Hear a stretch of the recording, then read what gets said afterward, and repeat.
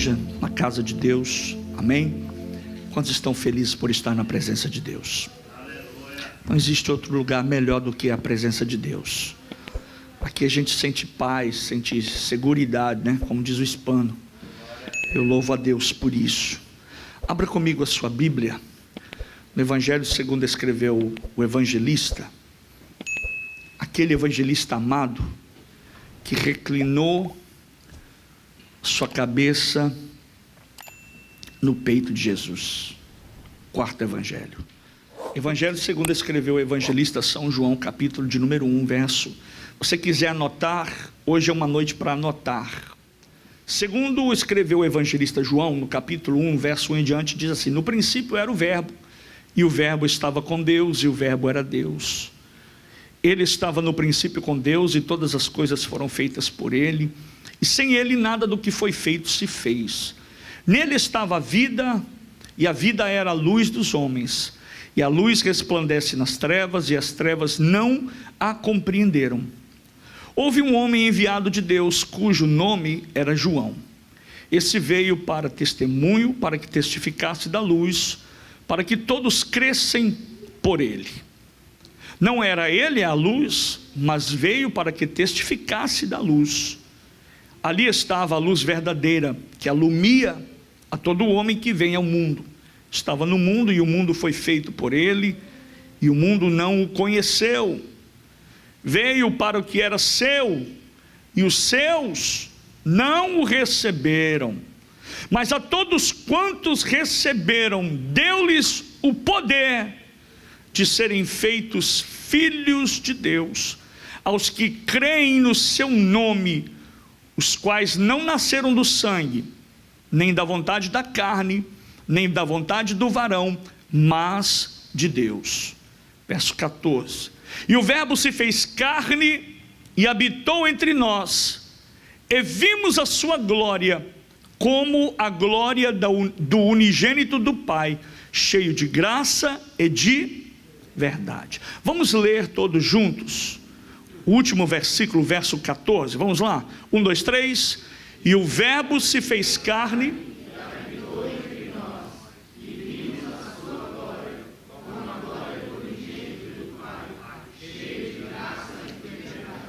amém. Tome o seu assento, por gentileza. É notório, é óbvio, que falar sobre o que eu vou começar a falar aqui hoje, não há como terminar num culto, numa mensagem apenas. Oxalá que Deus me dê a chance, a força, a condição para terminar, de trazer isso que o Espírito Santo tem falado no meu coração há muito tempo para compartilhar convosco, porque é um assunto de suma, extrema importância, e por que não dizer urgência, mediante ao contexto que vivemos hoje, atualmente. Falar sobre a encarnação do verbo é tirar o suprassumo, é extrair o que há de melhor, é tirar como se fosse o tutano da espinha dorsal da nossa crença e da nossa fé, da teologia pura, cristã, evangélica e principalmente pentecostal. É um assunto que é tratado em seminários bíblicos. Quem se assenta nas cadeiras de um seminário, seja ele básico, médio, bacharel em teologia, são assuntos que é a nossa espinha dorsal e que nos faz ficar de pé. É o que nós precisamos hoje, meus queridos, é de uma palavra que faça você ficar de pé, manter firme. Não é segredo para ninguém que eu sou pentecostal. apesar de ter vindo de uma raiz diferente, pela qual eu convivo hoje, todos sabem que a minha origem é batista, mas mesmo sendo batista, eu sempre fui batista renovado ou renovada, pentecostal. Me casei na presbiteriana, onde a minha esposa já congregava, com a sua família, seus pais. Ficamos ali, se eu não estou equivocado, 4 a 5 anos. Mas mesmo ali também dentro da igreja presbiteriana, eles são pentecostais. Crê nos dons do Espírito, crê nas manifestações do Espírito, creem que Jesus virá para arrebatar a igreja, creem nos dons de Deus distribuído à igreja, dons de línguas, profecia, ciência, sabedoria, maravilhas, curas. Eu creio em tudo isso. Mas existem momentos na nossa vida que, na vida da igreja, o culto, você tem que parar, sentar e ouvir, para que o seu intelecto comece a ruminar, a raciocinar, a deixar entrar, que a palavra viva e eficaz trabalhe na sua eficácia, na sua alma, no seu cerne, dentro de você. É muito lindo um culto muito pentecostal, que a gente vibra, eu vibro, aqui no louvor aqui eu estava quase voando. É muito fácil para mim. Sexta-feira vamos ter vigília, eu gosto de orar. É muito difícil eu me dobrar, ou dobrar os meus joelhos para orar e não sentir a presença de Deus. Aliás, eu vou melhorar. É muito difícil eu levantar pela manhã e não sentir Jesus, não sentir a presença dele. Às vezes sentado na minha mesa da cozinha tomando café, ouço o Espírito Santo falar, porque eu vivo ele, eu vivo nele, eu estou nele o tempo todo. Não há espaço dentro de mim para que o pecado domine, ainda que o pecado queira dominar a minha carne. É uma luta constante. Interessante que Paulo disse que a nossa luta não é contra o quê? A carne e o sangue. Mas nós lutamos também contra a nossa própria carne. Todos os dias nós temos que morrer, sermos crucificados. Paulo disse, já não vivo mais eu, mas Cristo vive em mim. A vida que agora vivo pela fé no Filho de Deus. É muito glorioso termos um culto. Os nossos cultos são muito vívidos. Essa igreja é uma igreja viva. Aleluia. E quando eu sinto que o negócio está querendo descer o nível, eu falo, não, Jesus, aqui não. Eu sempre dou uma cutucada num outro e falo, o que está acontecendo? Vamos dar glória aí, gente. Misericórdia. Chamo sempre os obreiros ao compromisso. A responsabilidade está aqui comigo, sentados aqui. Por isso que o culto de terça-feira é importante, porque nós saímos então do patamar da atmosfera do emocional que nos abrange, que nos contagia, e agora sentamos e deixamos que a palavra de Deus fale em nós, fale dentro de nós, que a própria palavra se mova como organismo vivo. Nós precisamos de uma igreja que entenda que a palavra ela precisa viver, estar viva dentro de você, você lê-la e ela falar com você, porque quando nós entramos nessa atmosfera, nessa esfera da palavra, é uma igreja que tem menos problema, são pessoas que questionam menos, são pessoas que aceitam, entendem, porque reconhecem que o agir é de Deus, o efetuar é de Deus, a direção é de Deus, a liderança é de Deus, é divina. Vocês ouviram o pastor Júnior Trovão falando sobre liderança, homens que foram colocados, leis, pessoas que estão acima de nós, falando da política, falando dos governantes, falando de governos, falando de autoridades, quanto mais as autoridades espirituais colocadas sobre, não sobre as nossas vidas. A vida da autoridade colocada sobre a sua vida, ela tem um peso no mundo espiritual muito sério, muito grande. Por isso que eu digo, o culto de terça-feira é um culto que todos os obreiros devem estar aqui. Todos os líderes que ministram, que cantam, que tocam, de alguma forma ou de outra, direta ou indiretamente, trabalham na obra de Deus, precisam estar aqui.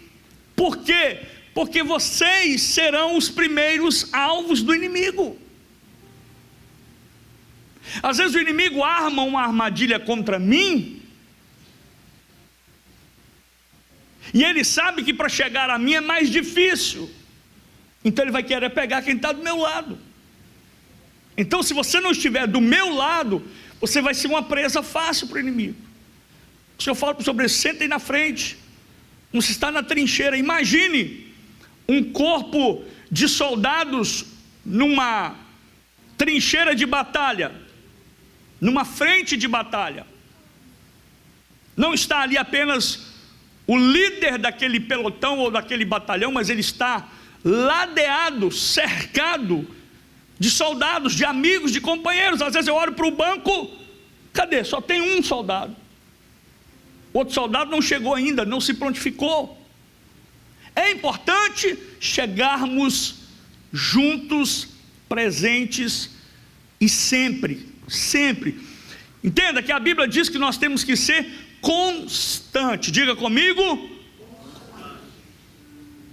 A constância é algo que é um grande desafio para muitos. Muitos começam alguma coisa muito fácil, é simples. Bateu o desejo, a vontade de lhe fazer alguma coisa, ele começa a fazer. Mas será que ele vai ter a constância? Ele começa a ministrar, ele começa a arrumar, ele começa a limpar, ele chega muito bem, ele começa a chegar cedo, mas à medida que o tempo vai passando, ele vai perdendo a constância. Existe uma promessa para quem é constante.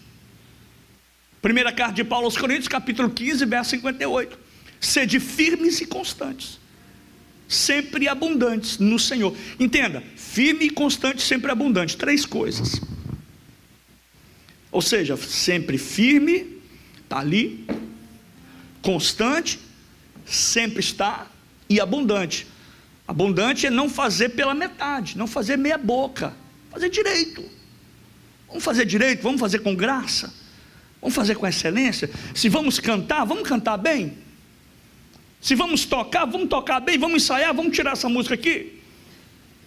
Se for pregar, pregue bem, pregue a palavra. Que pregue a palavra simples, porque a palavra em si, ela, na sua simplicidade, ela é poderosa. Mas que pregue a palavra, não fique inventando história. Não precisa contar a história aqui para querer impressionar ninguém, não. Pregue a palavra.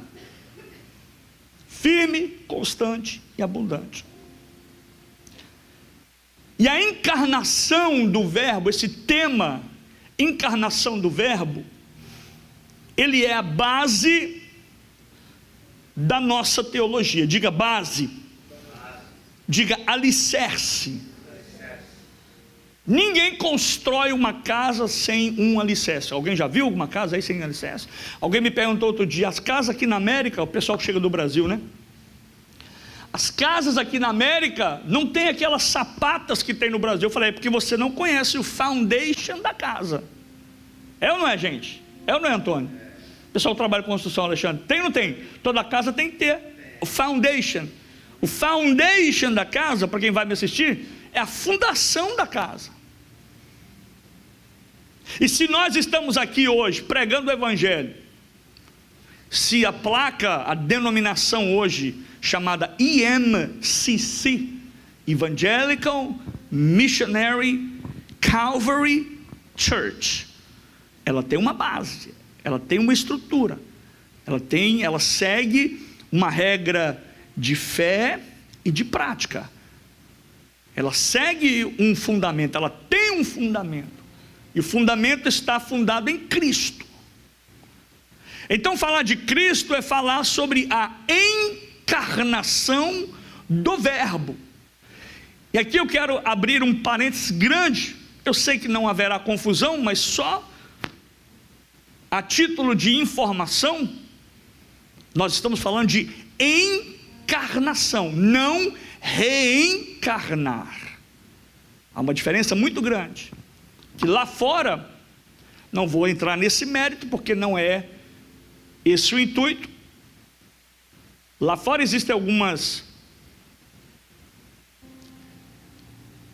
alguns segmentos, para ser bem gentil na palavra, que falam, que ensinam sobre a reencarnação. Só que aqui nós estamos falando sobre encarnação do Verbo. Diga comigo, encarnação do Verbo. Existe um conceito, todo princípio, ele tem um conceito. Ele tem uma diretriz.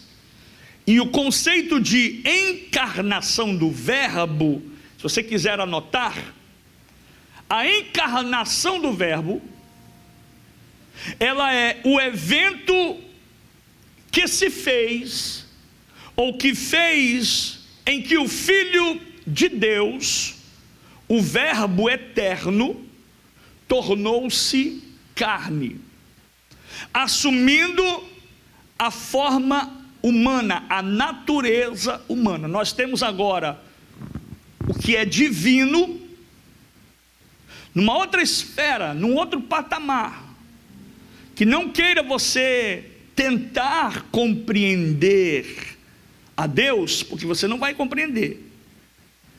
Paulo disse, se eu não estou equivocado, em Romanos, ele diz assim: quem conheceu a mente do nosso Senhor? Quem conheceu? E lembre-se que eu sempre digo aqui que a própria Bíblia, ela faz o quê? Ela interpreta a Bíblia. A Bíblia, diga comigo, a Bíblia interpreta a Bíblia. A pergunta foi feita: quem conheceu a mente do nosso Senhor, a mente de Deus? E aí a própria Bíblia diz que o Espírito de Deus, não estamos aqui também falando sobre a Trindade, que é outro assunto, mas o Espírito de Deus, ele perscruta, ele entra, ele penetra a mente do Senhor, aonde eu não vou imaginar, aonde eu não vou conseguir. Então o conceito de encarnação é com base que aconteceu num ponto da história, que o Filho de Deus, o Verbo divino, o Verbo eterno, o Logos no grego, e a palavra para hebraico é dabar ou deber, que é a mesma coisa, que é Logos, que é palavra. Ele assume a forma e a natureza humana. Aí alguém vai te encarar, vai te debater, vai parar com você, e você vai dizer: mas como, aonde? Primeiro livro, não primeira epístola, mas primeiro Evangelho de João, aliás, capítulo 1, verso 14, que diz que o Verbo se fez carne, a palavra se fez carne, a palavra se tornou em carne, e não apenas se materializou, se encarnou, mas a palavra habita em nós, entre nós. João está falando de Cristo quando estava com eles, e vimos a sua glória, como a glória do unigênito do Pai, cheio de graça e de verdade. É importante nós entendermos este princípio teológico. Eu estou apenas na parte 0, alguma coisa da minha introdução. É importante entendermos esse princípio teológico central, cerne, a importância teológica desse teor, desta palavra. Por quê? Porque essa é a base central da minha fé, da sua fé, da nossa fé, da fé cristã, da fé em Cristo. Você sabia que existem pessoas, talvez não aqui nesse ambiente hoje, mas eu sei que existem crentes que não sabem disso como base da sua fé, da sua prática cristã. Por isso, antes de se batizar, alguém me perguntou certa vez, por que antes de batizar precisa fazer um curso de batismo? Para que você entenda principalmente os primeiros rudimentos da sua fé. O que você está entrando? Onde você está indo? O que você está fazendo ali? Existem pessoas, existem crentes, que se eu pudesse, só que não posso fazer isso, está fora da minha alçada, eu gostaria mesmo de dar para ele um outro curso de batismo, um outro curso de discipulado, e depois renovar a sua fé. Aí se ele fala, agora eu entendi porque é que eu estou descendo as águas, agora eu entendi porque é que o pastor fala tanto disso, porque é que é cobrado tanto aqui, porque que eu tenho que fazer isso e aquilo. E existem pessoas, existem crentes que sofrem muito na sua jornada, eles padecem muito na sua caminhada, eles são retaliados com muita facilidade. Por quê? Porque não tem base, não tem princípio, não tem estrutura. Lembre-se, o próprio Cristo, se ele não tivesse a palavra de Deus com ele, o diabo o teria derrotado, o teria vencido. Não precisou de muita coisa, precisou de 3 perguntas apenas. Mas como é que Jesus refutou as investidas do diabo?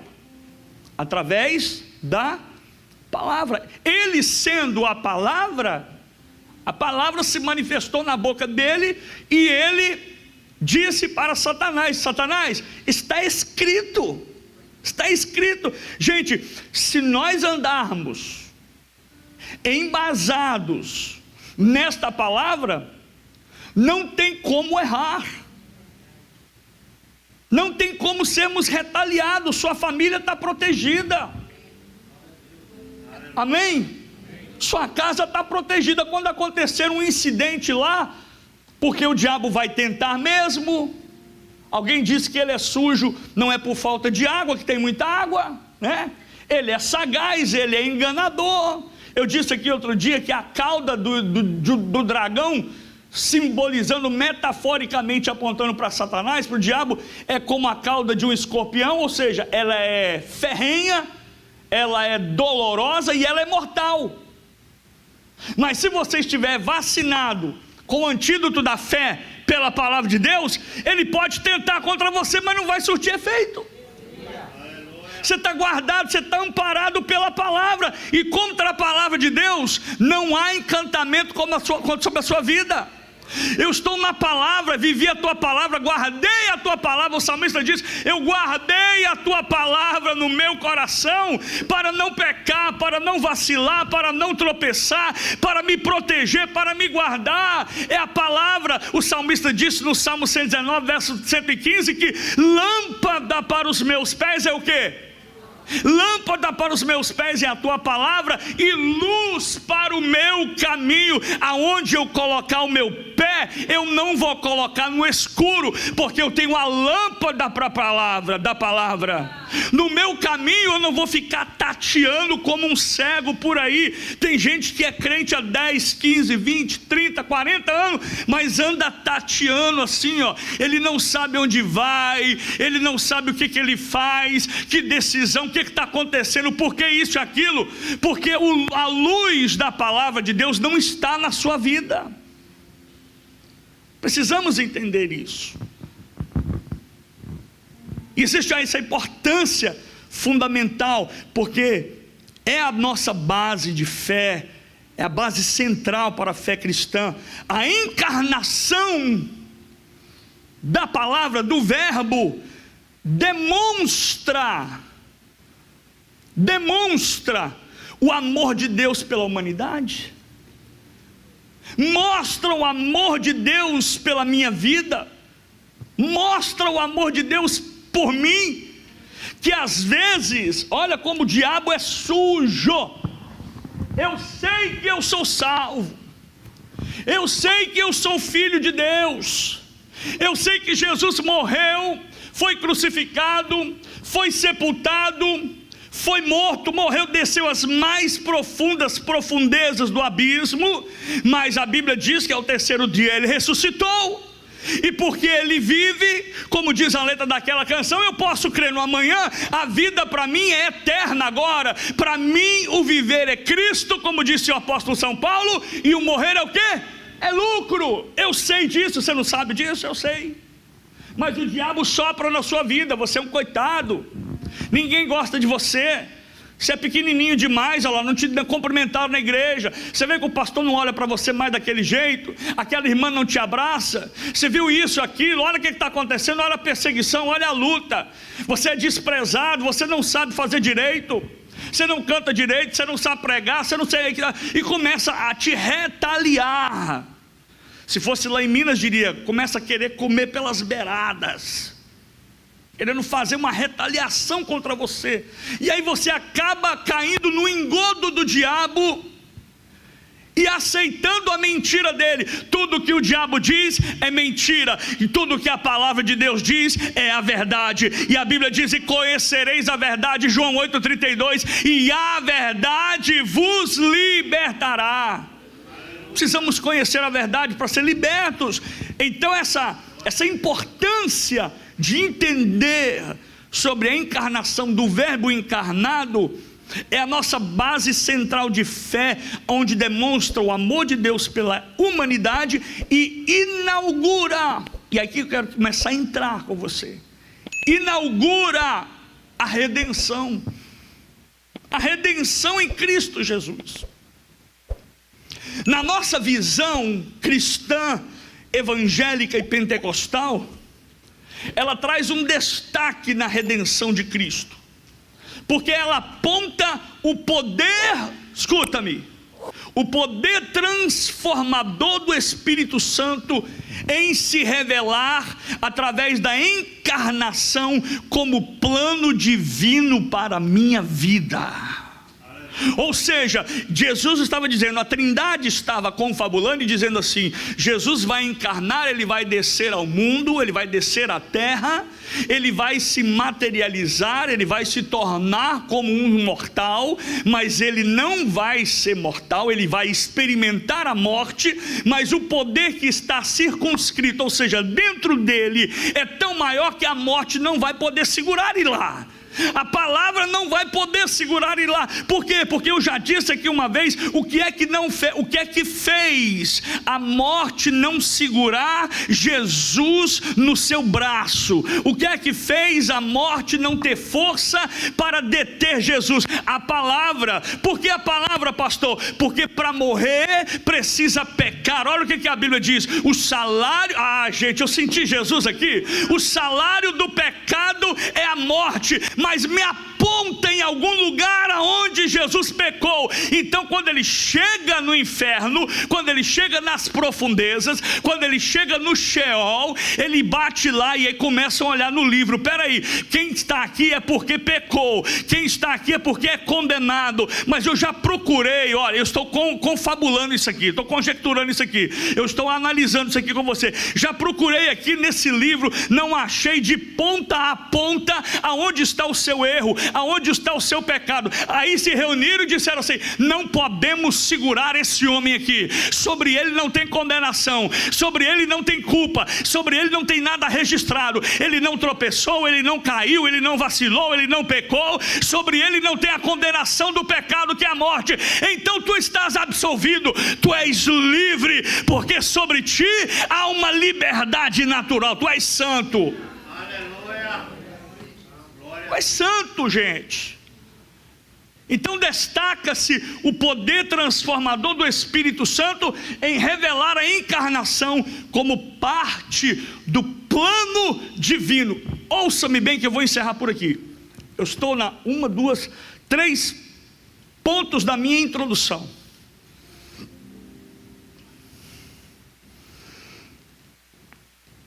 Na nossa visão, ela mostra que a encarnação de Cristo, ela destaca o poder transformador do Espírito Santo, em revelar Cristo como o que veio e se encarnou, se materializou como parte do plano divino. Ouça-me, listen to me, please.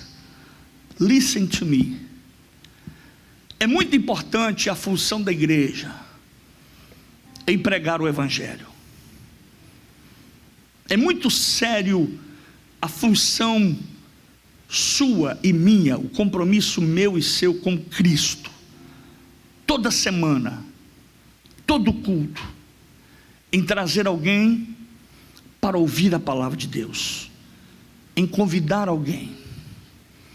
Alguém já me disse algumas vezes: pastor, eu já convidei fulano, ciclano, beltrano, muitas vezes.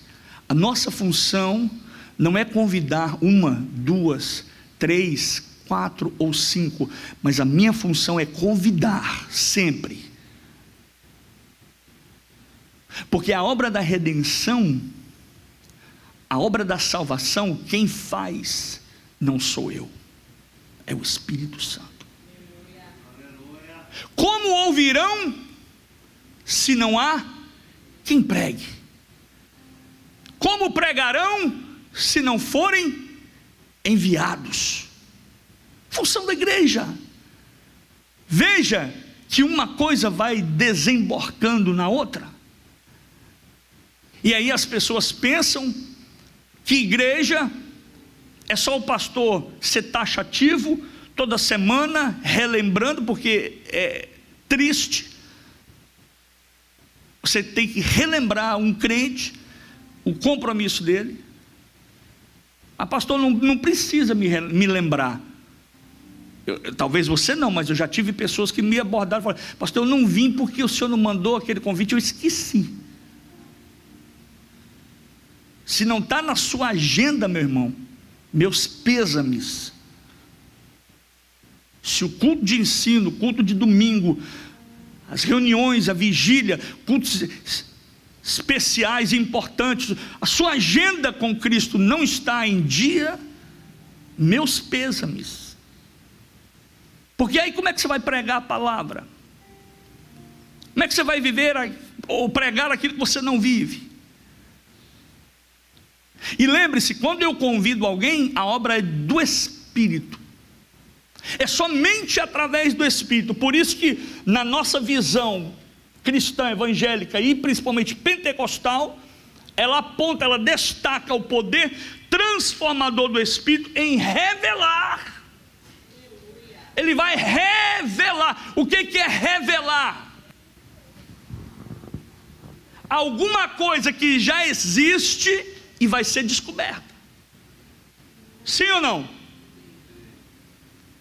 Porque o ímpio, ele não conhece a Cristo, porque não lhe fora o que? Revelado. Mas para que seja revelado a ele, precisa que alguém vá e fale: você precisa ir. Jovens,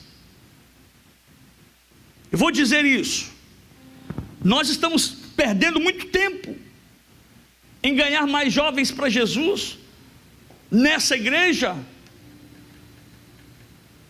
Ainda que os nossos cultos sejam em português, mas nós temos tradução da mensagem. E o que é mais importante para a salvação é a palavra de Deus. Amém? Apesar de que eu já vi pessoas se converterem, eu vivi uma época em Boston, que Deus estava, e aí eu creio que tudo isso está se preparando para desembarcar no nosso meio, porque aquilo que eu vivi uma vez, eu falo: eu quero viver de novo, eu quero beber de novo, eu quero experimentar de novo. Existe uma palavra que eu ouvi há 30 anos atrás, numa igreja americana, quando eu vim aqui em Pensacola, em Brownsville Revival. Eles sempre falavam assim: there must be more, there must be more. Tem que haver, existe alguma coisa a mais. Quando eu penso, na ideia era, quando eu penso que Deus veio para um lado, Deus está vindo para o outro. Quando eu penso que Deus já fez o grande, Ele está preparando o máximo. Quando eu penso que Deus já realizou a obra, Ele apenas está começando. Então a ideia é: there must be more. Tem que haver, tem algo maior para ser revelado. Há um um avivamento maior para ser derramado sobre nós. Existem mais almas para serem salvas. Esse ano, quem sabe, vamos batizar o dobro que batizamos no ano passado. Mas a igreja precisa levantar e dizer: eu sou chamado para pregar. Eu não fui chamado para pregar no púlpito, mas eu fui chamado para pregar no meu trabalho. Eu tenho o poder da palavra. A palavra, o verbo, se encarnou para que eu recebesse a sua revelação, e pela sua palavra eu vou pregar a palavra, e a palavra vai libertar, e cadeias vão ser quebradas, shackles gonna be broken, algemas vão cair por causa do poder da palavra de Deus. A sua palavra é poderosa em si mesmo. Lembra de Jesus quando ele se encontra com Pedro, e Pedro diz assim, quando Jesus pergunta para os discípulos: olha, alguns dizem que eu sou profeta, alguns dizem que eu sou isso, aquilo, aquilo outro, e vocês? Quem vocês dizem que eu sou? E Pedro diz: tu és o Cristo, Filho de Deus, o Messias que nós estávamos esperando.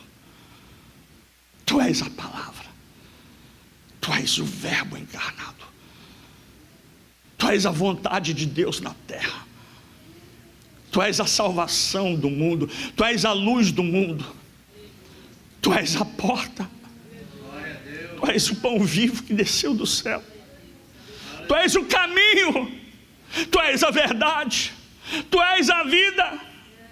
Para onde iremos, disse outro, se só tu tens a palavra de vida eterna? E Jesus disse para Pedro: Pedro, aleluia, porque não foi a carne e nem o sangue que te revelara, mas foi o Espírito. Por isso que eu creio que a transformação, que o poder de Deus nesta visão que temos, é o poder transformador do Espírito Santo em revelar o Cristo encarnado como parte do plano divino para a minha redenção, para a salvação de todo aquele que nele crê. Mas a palavra tem que ser pregada, alguém tem que falar, alguém tem que falar de Jesus, alguém tem que levar o evangelho, alguém tem que ser insistente. Lembra de 1 Coríntios 15:58? Sede firmes e constantes, seja insistente, vai lá, prega de Jesus, fala de Jesus, fala de Jesus, do amor de Jesus, até que a palavra entre nele e ele seja transformado pela palavra. E conhecereis a palavra, e conhecereis o verbo, e o verbo vos libertará. Não tem demônio, não tem algema, gente, não tem pecado, por maior que seja, é incapaz ou capaz de impedir o poder de Jesus de salvar. Eu vim aqui para dizer para você: meu Jesus ainda salva, meu Jesus ainda liberta, meu Jesus ainda transforma. Há poder em Jesus, há poder em Jesus. Amém? E eu vou encerrar aqui por causa do horário. Semana que vem, se nos permitir o Senhor, eu quero te dar a base bíblica da encarnação, porque se não estiver aqui, não é verdade. Sejamos bereanos, viu, gente? Examinemos a palavra. Não coma qualquer coisa. Vamos ficar de pé.